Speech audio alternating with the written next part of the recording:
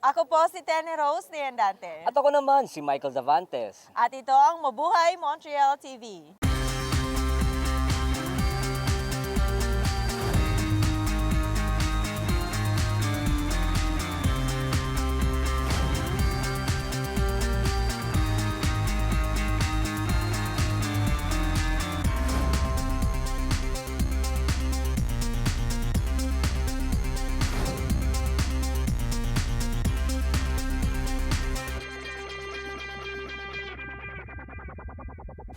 Sa dami ng mga nagaganap na Philippine Independence Day celebrations ay marami akong tributes na nakikita ukol sa Pilipinas at ukol sa atin bilang mga Pilipino. Kagaya ng ano, Michael?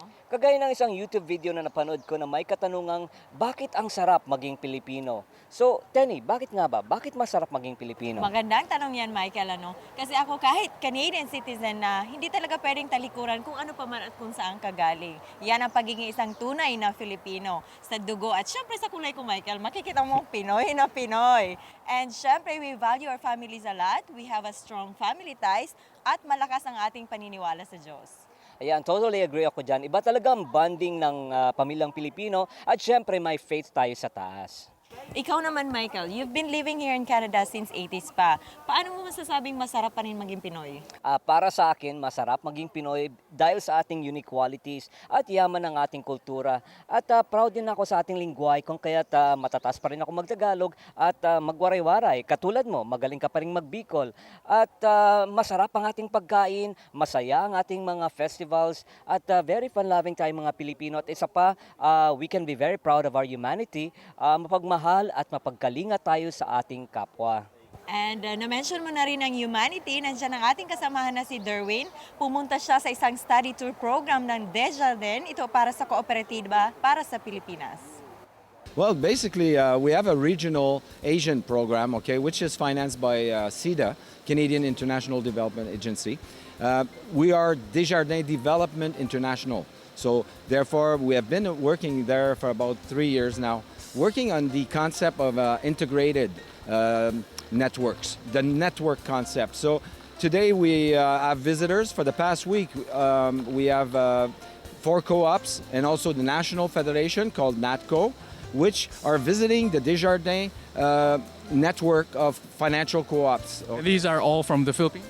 Yeah, all those people are from Philippines. I've learned a bit of Tagalog, you know, like magandang gabi if it's nighttime. So, yeah. What is this program going to help them with? Well, basically, right now, each co-ops, okay, are operating in a very autonomous fashion. And what they are being exposed to is how they can share resources, okay, within a federation and therefore get more impact on their communities and also increase their membership. In this technical assistance program that we have and exposure visits, we're basically showing a model, sharing the model, so that the Filipino people can do the same for them. So this would be owned by the members of co-ops in Philippines. I'm Efren M. Bravo, the Board of Directors Chairperson of Panabo Multipurpose Cooperative located in Mindanao, Philippines. And we have 12 branches operating and have been operating for the past 50 years in operation. And our total number of members, 50,000, and we have an asset of 800 million.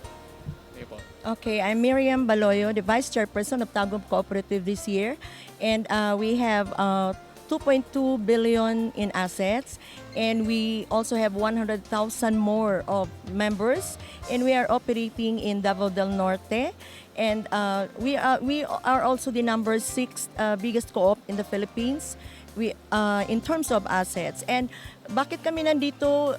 Malaking tulong ito sa amin because we hired them, the Desjardins, as our consultants kasi we want to improve our processes in terms of personnel, management, in terms of social responsibilities, and also in terms of human resource. So malaki ang tulong nito sa aming cooperative for growth, financial growth, and also stability. Thank you. Your position? Hi, my name is Lalene. I'm the CEO of Panabo Multi-Purpose Cooperative. Our cooperative was adjudged as one of the best managed cooperatives in the Philippines. And we're located at the north side of Mindanao, which is Davao Province.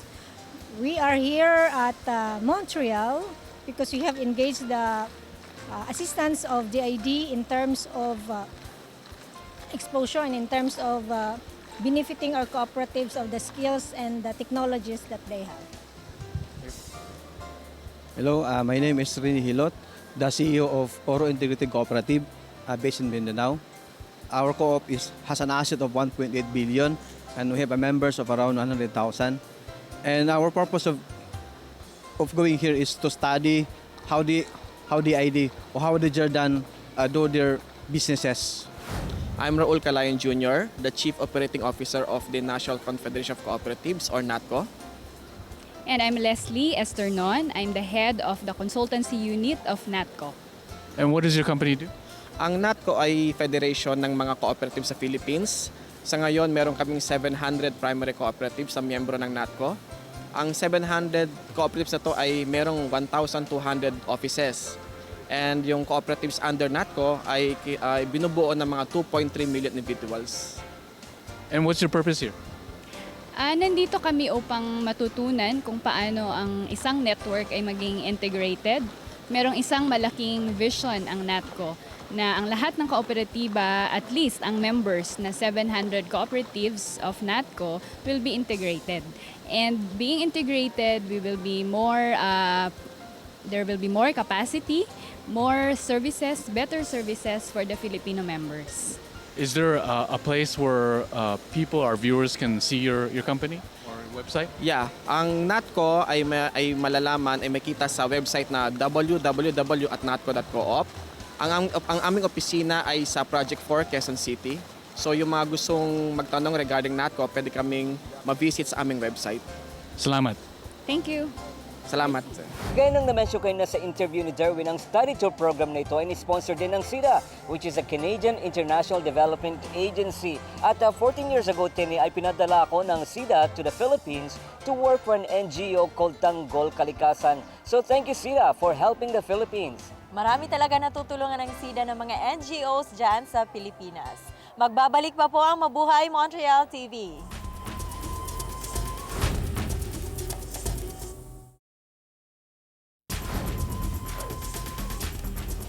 Alam mo, Ten, medyo na-hurt ako nang malaman ko na ang tatlong bituin pala ng ating watawat signifies Luzon, Panay at Mindanao and not Luzon, Visayas at Mindanao. Although Panay is in the Visayas, mas okay syempre kung ang Visayas ang nakatala sa ating history. Kasi syempre, Visaya ako. Ay, naku Michael, wag mo nga personalin yan. Pero interesting talaga ang facts about the flag of the Philippines dahil noong 1907, binan ang paglagay ng watawat ng Pilipinas. Pero alam mo Michael, na-reinstate natin to after na niliberate tayo from the US. Marami talagang pinagdaanan ng ating bansa kung kaya dapat talagang pahalaga ng ating kalayaan. Nandito ngayon si Tita Amy sa isang flag-raising event. Ang flag raising ceremony ay ginanap sa FAMAS Community Center para gunitain ang 116th anniversary ng Philippine Independence. Sa pagtitipong ito ay isinilbi ang iba't ibang Filipino native dishes at nagkaroon ng pagkakataong magsalita ang ibang bisita. 116 years ago today,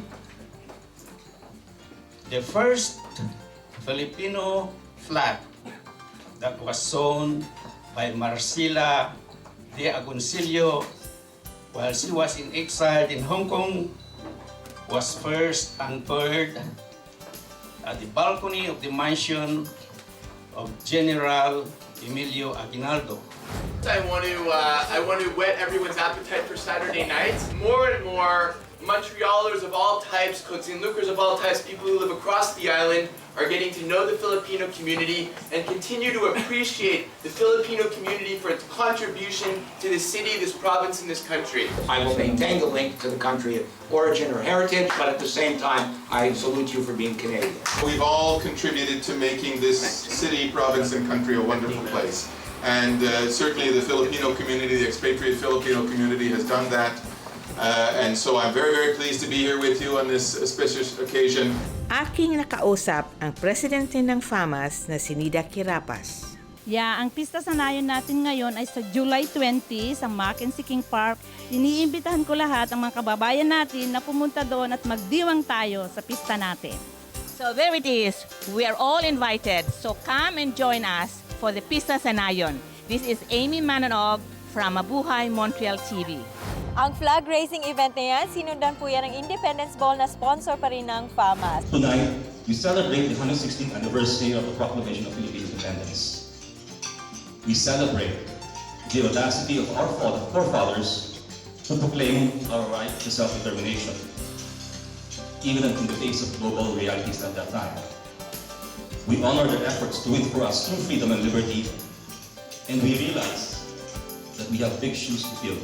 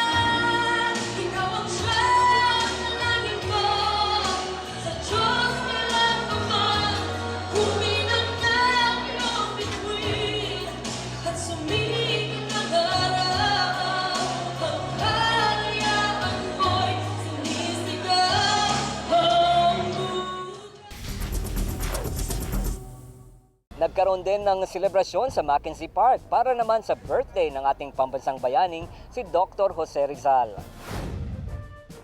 Nagtipon-tipon ang mga miyembro ng Order of the Knights of Rizal at ang kababaihang Rizalista upang i-celebrate ang ika-153rd birthday anniversary ni Dr. Jose Rizal.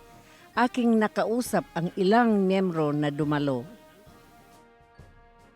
Mr. Balance, what are your goals for this year? Our goal is to recruit more members and to have more project for the community purposes. What happened to the kababaihang Rizalista? Is that a part of the Knights of Rizal? Yes, actually the Kababayang Rizalista is the main support of the Order of the Knights of Rizal, and they are also our counterpart in all projects of the organization. Mr. Abiera, how come that the bust of Rizal was situated here instead of somewhere else? This is the best place that the city could offer to us. In 1999, then during the centennial year, we have cooperated with the Philippine government to celebrate the centennial independence of the Philippines worldwide. And the project come to my mind that it's about time that Rizal has to be honored here in Montreal. With the cooperation of James De La Paz and Tony Fernandez, we work together to obtain the permission from the city. Mr. Marvin, you know more about the Philippines than any other Filipino here. What would you advise the Canadian Filipino youth that are in Montreal, especially those who have not been in the Philippines before? Well, I thank you for the compliment. I'm not going to say I know more about the Philippines than any Filipino here, but I do know a little bit about it, and I had the pleasure of being there last January with Ambassador Gatan for the first winter escapade. And I would invite the Filipino community here in Montreal and the general population to consider joining the embassy next year for the second winter escapade, which is planned for February 2015, which will visit the island of Cebu and Bohol, and of course have a reception with the president at Malacanang in Manila. This will be an excellent opportunity for Filipino persons of born in Canada, Filipino heritage rather than origin, to discover their ancestral homeland. Sir James De La Paz, how did the Rizal Park in Earnscliffe, Queen Mary come about? Who granted it and how did you obtain it? This is it was done during the administration of Mayor Burke. I actually personally lobbied for it, and we actually exert too much efforts on that by way of having a meeting at the City Hall. They asked me who is Dr. Jose Rizal, and I provided them with the copies from the internet, so it's an easy shot for me to answer it.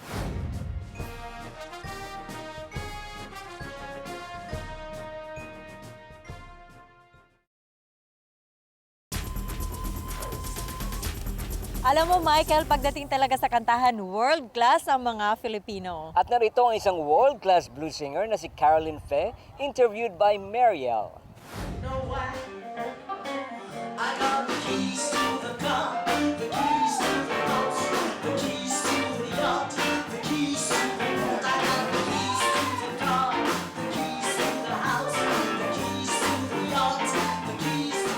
Aking pinuntahan ang House of Jazz, kung saan ay napanood ko ang live performance ng award-winning Filipino blues singer na si Caroline Fe. Nakakahanga si Caroline sa harap ng entablado. Very animated and interactive siya sa kanyang mga audience. Nakausap ko siya pagkatapos ng kanyang palabas. First of all, congratulations on raising $300,000 for Typhoon Haiyan. That's amazing. You guys have an album that just came out? Yep, it came out about a week ago, and it's called Bad Taboo. Yeah, our third album. Third album, congratulations. So what are the collaborations on the CD this time? Well, this time, it's the first time ever we did a collaboration. We have Shun Kikuta from Japan, who used to be Coco Taylor's guitarist. And we also have Guy Bélanger, Quebec's harmonica player. Wow. And how would you describe this album? Well, the music from this album is mostly collaboration with different styles like funk and R&B and soul and very little of jazz. So it gives a specific sound. It's not the typical blues album that you would hear like usually. So it's an avant-garde blues or the new blues, let's say. Yeah, it's the new blues. We're pushing the envelope on the blues. There's always a standard blues that everybody knows and hears and is familiar with. But like any other genre of music, we like to make sure that the blues do evolve. Perfect. And I heard that you had a nomination. Talk about that. Well, for the third year in a row, I've been nominated Best Female Blues Artist here in Quebec for the List Blues Awards. Wow. Good job. So is there anything you would like to say to the fans out there listening? Well, to the fans out there, buy the CD. It's on cdbaby.com/Carolyn Faye Blues Collective. Also, please support your local artists. There's a lot of artists out there playing live. Check out the live venues. Check out the House of Jazz every night. There's a live band. We play here twice or 3 times a month. So come out and see us. Thank you so much for your time. Thank you. And I'm going to enjoy the rest of the night with beautiful music.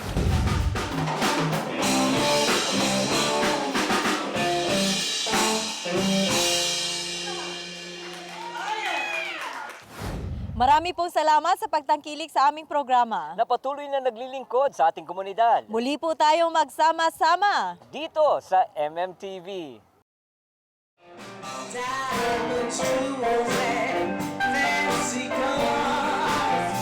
There ain't no stopping